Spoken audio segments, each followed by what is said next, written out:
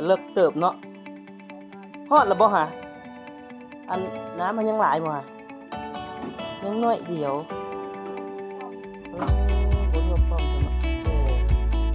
จักหลังคาเรือนมาใช้อยู่กันเรือนคนเนี่ยจักเรือนก็ใช้น้ำสร้างตัวนี้ต้องมีบ่อเดียวนี่หวะบ้านเพิ่นนี่มีแต่ผ่าเนาะอ้อมเลยเนาะบ้านเจ้าเนาะ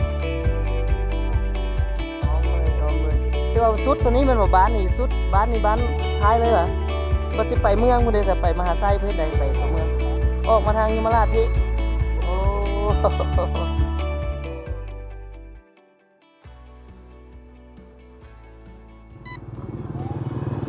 นี่พี่น้องเขาเข้าไปบ้านก่อนโอ้ตัวนี้ไปบ้านก่อนโอ้อันนี้ฮอดทางเข้าวัดบ้านนาฮีพี่น้องเนาะฮอดแล้วพี่น้องเอ้ยฮอดแล้วติดตามส้มไปน้ำกัน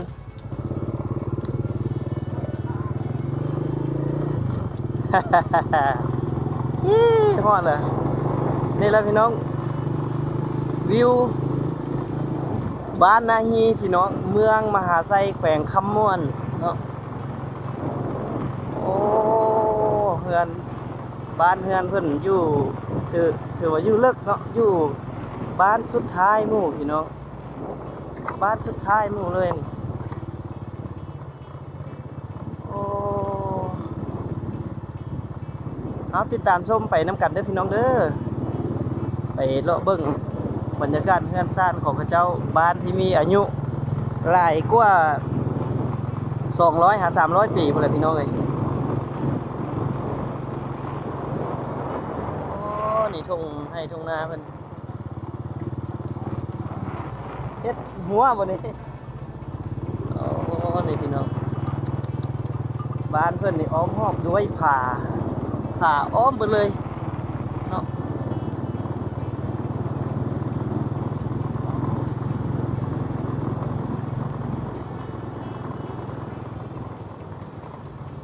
นี่ฮอดแล้วพี่น้องโอ้ฮอดแล้วโอ้นี่เนาะนี่พี่น้องมาฮอดแล้วบ้านนาฮีพี่น้องเอ้ยนี่เนาะมาฮอดเฮาเดินทางมาฮอดต้นบ้านเฮาก็จะเห็นน้ำสร้างพี่น้องน้ำสร้างนี่ตามคำบอกเล่าของประชาชนอยู่ในบ้านนี่เพิ่นว่ามีบ่อเดียวเท่านี้เนาะ3 บ่อบ่หรือมีบ่อเดียวเราจะไปเบิ่งกับประชาชนเพิ่นใส่น้ำสร้างเลยล่ะพี่น้องเบิ่งเพิ่นมาตักน้ำขออนุญาตเด้อเบิ่งน้ำสร้างน้ำโอ้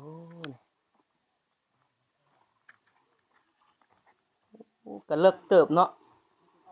ฮอดแล้วบ่ฮะอันน้ำมันยังหลายบ่ฮะยังน้อยเดียวบ่ท่วมป้อมซำเนาะแต่จักหลังคาเรือนมาใช้อยู่แถวนี้บ่ขออนุญาตจักเรือนก็ใช้น้ำสร้างตัวนี้70 ปลายเท่าไหร่โอ้เอามีบ่อเดียวนี่หวะสามสร้างแต่ว่าน้ำยังหลายแต่สร้างเดี๋ยวนี้หลายทางพุ่นก็มีเนาะโอ้แต่ว่าส้นบ้านนี้ละมาทางนี้นี่เนาะทุกคนต้องมาหาบน้ำอยู่น้ำสร้างนี่เมื่อไซส์อยู่บ่ไปหาบเมื่อเนาะตัวนี้นี่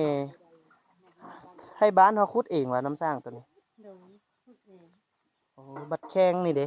เห็นไดงมกันซื้อบ่ฮู้นำผู้ใหญ่อันนี้โครงการบ่แต่ว่าน้ำสร้างแหละเฮาขุดเอาเนาะใช้งานประชาชนนี้แต่ว่าทางโครงการเพิ่นสนองแท่งนี้เนาะโอ้พี่น้องจักโมงสลายเขาเจ้ามาตักน้ำอยู่น้ำสร้างนี่หลายๆเลยตอนแรงๆบ่สร้างตัวใดเพิ่นไปใส่หลายตอนเช้าบ่6-7 โมงนะนี่แหละวิถีชีวิตของคนในชนบท เมืองมหาไซพี่น้องบ้านนาฮีเนาะนอกจากที่ว่ามีอ่าวัดหรือว่าพระธาตุที่ศักดิ์สิทธิ์แล้วเนาะวิถีชีวิตก็ถือว่ายังแบบดั้งเดิมพี่น้อง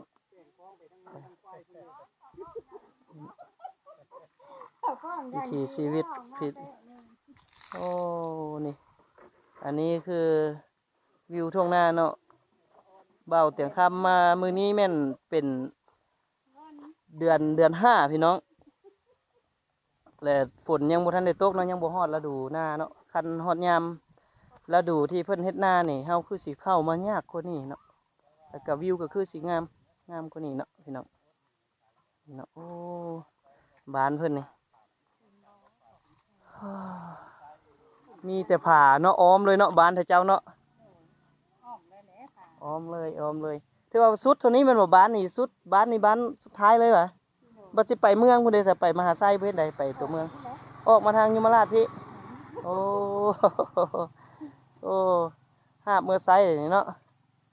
นี่วิถีชีวิตเพิ่นพี่น้อง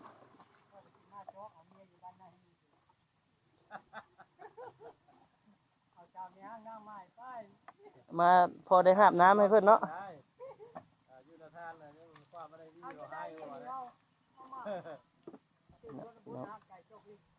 เป็นตักน้ำโอ้เพื่อสิเต็มคู่บ่เต็มฮอดอันนั้นซะน้ำมันก็แห้งแล้วเนาะซิกเลย โอ้บัดนี้อยู่วัดนั้นยังไผซะบัดนี้ บ่มีค่ะ วัดนั้นบ่มีไผอยู่แล้ว บ่ไม่มี แนวโฮมผู้ที่เพิ่นสามารถเล่าประวัติได้นี่แม่นไผเฮาสามารถไปหาไผแหน่นายบ้านเนาะไปหานายบ้านก่อนผู้นี่เนาะไปถามมึงเพิ่นไปถามไปเลาะหาเพิ่นก่อนไปเลาะหาเฮือนเพิ่นก่อนเลาะเข้าไปกลางบ้านเนาะพี่น้องเฮาสิตามเพิ่นไปเพิ่นหาบน้ำเมื่อเฮือนเพิ่นเนาะเฮาสิติดตามเบิ่งวิถีชีวิต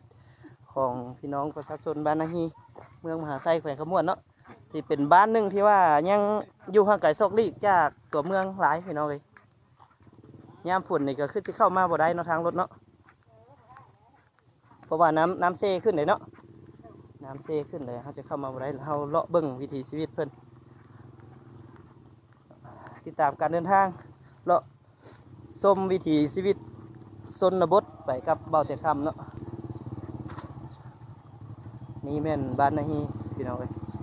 โอ้เบิ่งเพิ่นมาเด็กน้อยมาอยู่อย่างไรมาเอาขนมนี่แม่นไฟปบบ่ให้กินขนมมานี่ขนมนี่อยู่กับต้ารถนี่มาเขาสิเอาขนมมาใหญ่เด็กๆเนาะอยู่บ้านนาฮีป้าเป็นไฟเนี่ยในลูกหลานที่นี่เบิดบ่นี่เอาบ่อายเลยมาเข้ากองนำกันนี่วิถีชีวิตแบบชุมชนพี่น้องก็เดือนได้จังใดเห็นให้เห็นหน้านี่ฮะถ้าน้ำฝนนี่บ่ปกติละเดือนใดเดือน6เดือน7เดือนหน้านี่มาเอาขนมมาเอาขนมมาผู้ใดกินได้นี่เพิ่นสิยายขนมให้นี่เอาไหมลงมายายขนมให้ผู้น้อยนี่นั่นแหละเนาะกระเทินได้มาฮอดบ้านไปแล้วพี่น้องเอ้ยก็เลยเอาขนมมายายเด็กๆเนาะมาติวหลายมาเอาขนมมาไว้เอามาเอาขนมมาแกมาเอาบ่อายมาลูกเว้ยมาไว้เอาแกมาเอาผู้ใดมาก้อนได้ก้อนไปขนมเด้อเอาผู้ใดได้แหละบอกเด้อผู้ใดบ่ทันได้แหละเอานี่ลูกเอาไปยังทางไหนยับมาผู้ใดสิเอาขนมมายับมาเอาผู้น้อยโอ้นั่งอยู่นี่เอามาลูกมาเอาเลยนี่บ่ต้องอายยังไผเอาไปให้เดี๋ยวก็ได้เอายังไผเอายังจะคนผู้ใหญ่ก็กินคือกันได้ เอาผู้ใหญ่ก็เอาได้เนี่ยเอาผู้ใหญ่ก็เอาได้บอกว่าจะเล็กน้อยเอาบ่ได้ไหนเอามาเอาไปให้หมู่วะยังจะคนเอามาเจ้ามาเอาโอ้อมยิ้มเลยนี่เอาไปให้หมู่เนี่ยเอาเดี๋ยวยัง2คนเนี่ยเอา เอาพูดง่ายก็เอาไว้อันอมแล้วยิ้มเด้อตัวนี้บ่แม่นบ่แม่นอมแล้วพูดเดี๋ยวเอาอมแล้วยิ้มเอาไปทางนั้นนะเนาะอันนี้บอกที่อุ๊ย ถามเขาเด้อ ผู้น้อยอยู่กับผู้นี้ไหมเมา ถามเนี่ย แต่แกงเด้อไปเลาะเบิ่งบางทีมีเด็กน้อยอีกเนาะมาเลาะเบิ่งวิถีชีวิตชุมชนอยู่บ้านนาฮีเนาะนี่บอล อมแล้วยิ้มอมแล้วยิ้มอมแล้วยิ้มลูกใส่อมแล้วยิ้มยิ้มโอ้เอาไกลนำทางเขานี่บ่ได้มีอะไรถามหาแต่ไม่ห้างนางใหม่เนาะไกลนำทางเขาเนาะเขาสิติดตามมึงไปเบิ่งน้ำสร้างอีกอยู่ทางใดวะน้ำสร้างอีกบ่อหนึงน้ำสร้างอีกบ่อหนึงทางใด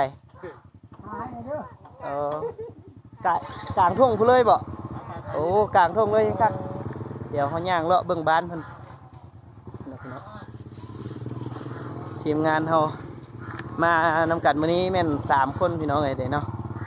โอ้เพิ่นนี่มาซอกเมียโดยเฉพาะนี่แต่พวกเฮาสิมาเลาะเบิ่งวิถีชีวิตคนในชนบทเนาะอันนี้เนาะอันนี้จะเป็นบ้านที่ว่าสุดท้ายหมู่เนาะบ้านที่บ่มีทางออกเพิ่นคือยามฝนนี่ก็ไปมายากสมควรพี่น้องเอ้ยเนาะวิถีชีวิตเพิ่นโอ้อยู่แบบเรียบง่ายเวลาพักผ่อนเพิ่นเนาะไกลสิฮอดยามให้ยามนาเพิ่นก็พักผ่อนเนาะซุ่มแซวโอ้ลมกันพี่น้องตามวิถีชนบทเฮานี่แหละเนาะเวลาว่างเพิ่นจะมาเตาโฮมกันอยู่จุดเดียวเพื่อสักพื้นสักแผ่นเล่าเรื่องนี้เนาะนี่เขาสิไปจ่ายขนมให้ผู้น้อยอยู่ว่างนี่นี่เนาะเอาหัวหน้าฮิปยายบัดนี้เจ้านะยายนะเอาอย่าให้เด้อสิเอาขนมให้กินนี่ไปหาบน้ำไก่เติบได้นี่เนาะได้เที่ยวหนึงแล้วมาอีกเลยนี่เนาะพี่น้องวิถีชีวิตของชนบทโอ้เอาขนมก้อนจากไปห้ามน้ำมาเอาอมแล้วยิ้มเอ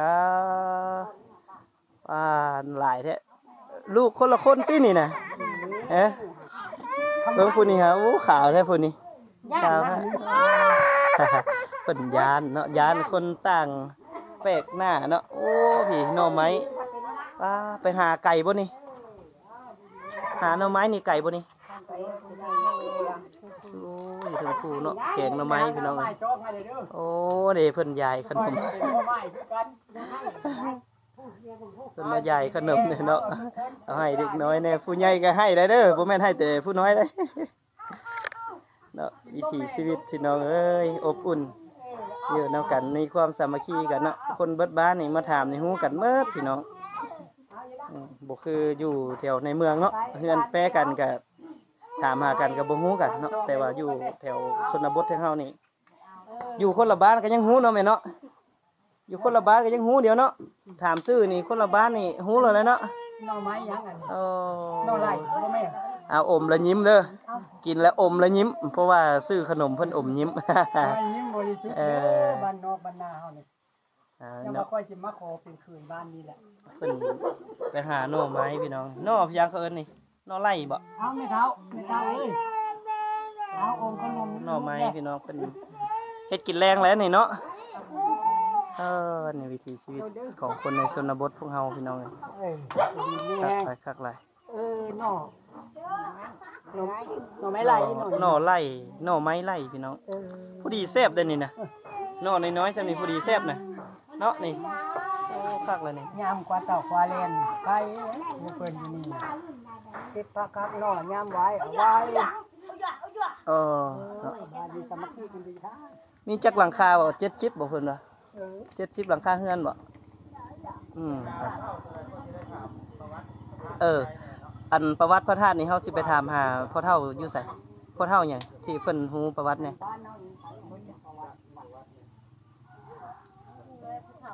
แนวโฮมนี่มันไผทางเหนือเนาะเฮาสิไปเลาะเบิ่งอยู่ดีมีแฮงเด้อพ่อแม่เด้อเลาะเบิ่งอีกพี่น้องเอ้ยโอ้วิถีชีวิตเพิ่น เนาะพี่น้องเอ้ยตอนนี้แม่นยังตามหาผู้เฒ่าที่เพิ่นฮู้ประวัติพ่อได้เล่าประวัติของพระธาตุเนาะก่อนเฮาสิไปเที่ยวชมเนาะสิถามเบิ่งอีพ่อกันว่ามีผู้ใดฮู้แน่เนาะได้ข่าวว่าอยู่บ้านเฮานี่มีพระธาตุศักดิ์สิทธิ์บ่มีพระธาตุศักดิ์สิทธิ์บ่มีเนาะโอ้แม่นไผสามารถเล่าให้ฟังได้แน่พ่อเฒ่าหยัง ใช่ผู้เฒ่าผู้แล้วเขา พ่อเฒ่าหยัง เขาเฒ่าตะเว พ่อเฒ่าแหว ผู้ เฒ่าตาแหวเนาะ จุดตัวอยู่มัน โอ้โดย ทางประมาณ ทางมาเพิ่นบอกเฮือนเพิ่น ทางเขาทางมาทาง โอ้โดยป้านี่แม่นหยังอันนี้หน่อไม้ไปหาบ่โอ้นี่พี่น้องหน่อไม้นี่หน่อไม้ไล่โอ้แซ่บเลยแกงหน่อไม้ไล่เนี่ยผู้ดีแซ่บเนาะหน่อน้อยๆซั่นนี่น่ะโอ้เดี๋ยวเพิ่นว่าไปหาพ่อเฒ่าแหวเนาะสิไปหาพ่อเฒ่าแหว มันชื่อแด้มันอยู่ โดย ก็มี โดย เล่าให้ฟัง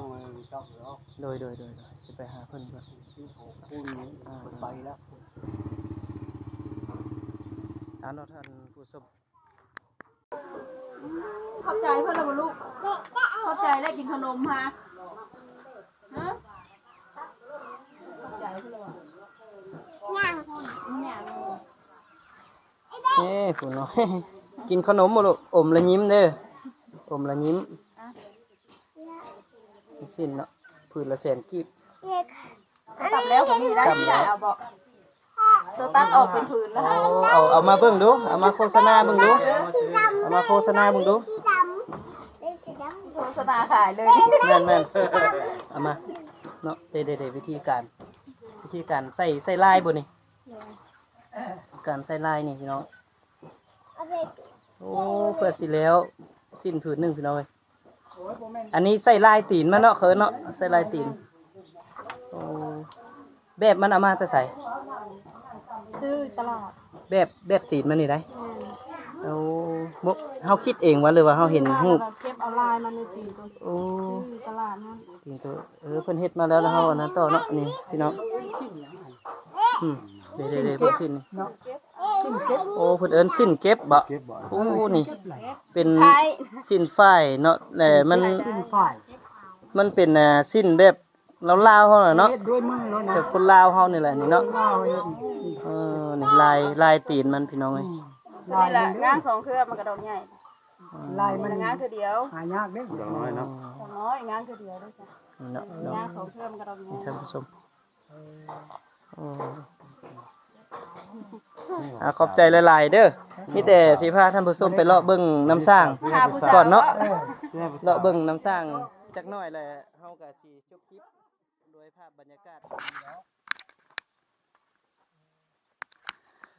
นี่เนาะท่านผู้ชมพาท่านผู้ชมไปเบิ่งเพิ่นมาเอาน้ำเมื่อไซเนาะอยู่น้ำสร้างกลางหน้าพี่น้องทีมงานของพวกเรามานำกัน3 ชีวิตมื้อนี้โอ้วิวทิวทัศน์นี่พี่น้องตามทุ่งนาสุดยอดขนาดนี้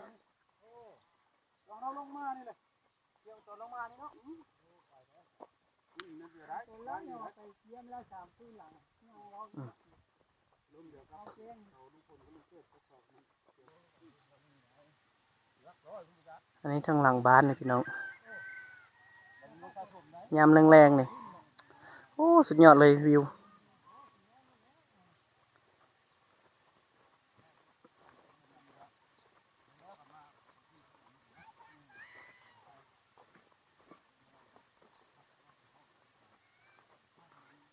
อันแหละน้องพี่น้องน้ำสร้างของประชาชนบ้านนาฮีที่เราใช้เป็นบ่อนบริโภคโอ้นี่เนาะเอาอีกแล้วนี่เนาะพี่น้อง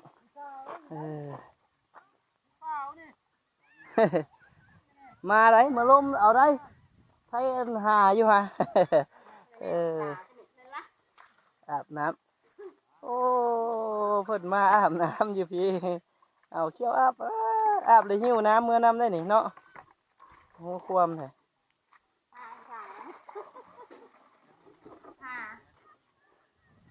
นี่เนาะพี่น้อง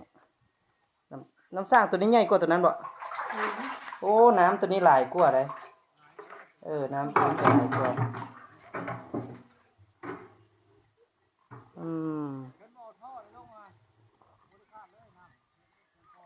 โอ้จักเม็ดนี่5 เม็ดดึงวะโอ้